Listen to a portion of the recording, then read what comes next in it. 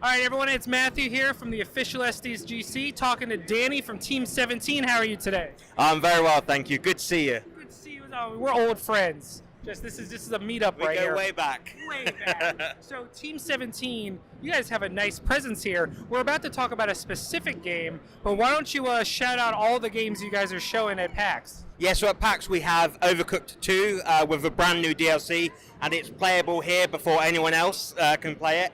We also have My Time at Portia, which is already out on Steam and is coming to consoles in a couple weeks, actually, so it's getting real soon.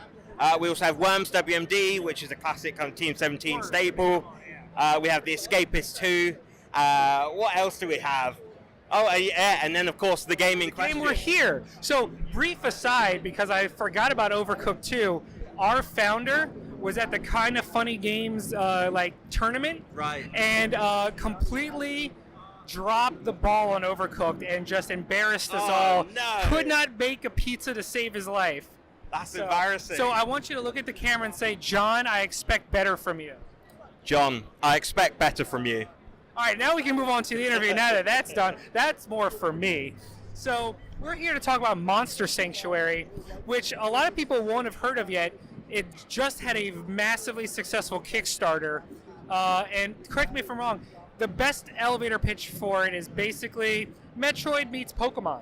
Yeah, that's correct. So it's kind of classic monster collecting like you've experienced in games before, but it's mixed with this really exciting world exploration, which has been inspired by classic Metroidvania games. So not only will you use the monsters that you collect to actually battle other monsters and other monster keepers, but you'll use their powers to actually traverse the environment. So you might have a flying monster that will help you kind of glide over gaps, or you might have one that can break down walls or cut vines. So it's really kind of embedded into the actual exploration of the world in quite an exciting new way.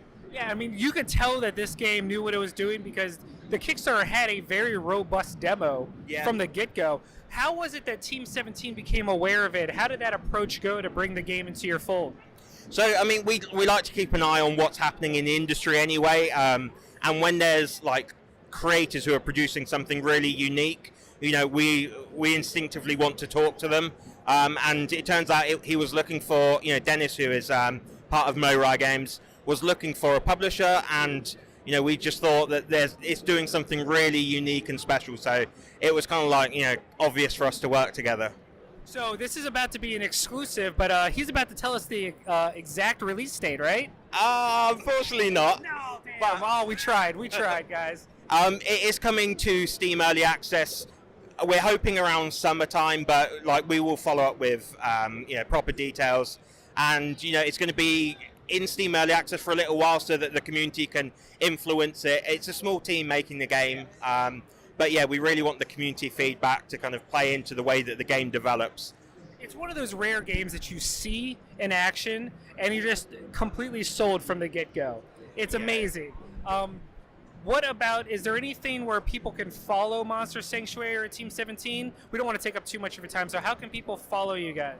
Well, I think the best thing to do really is actually to go to the Monster Sanctuary Steam page, because there's a demo on there, which is the same demo that's at the show today, and I would say there's at least a couple hours content in there, so you can really get stuck in, experience it, decide whether it's a game that you enjoy or not, and then from there onwards, all the social links are on that page, and you can follow the development.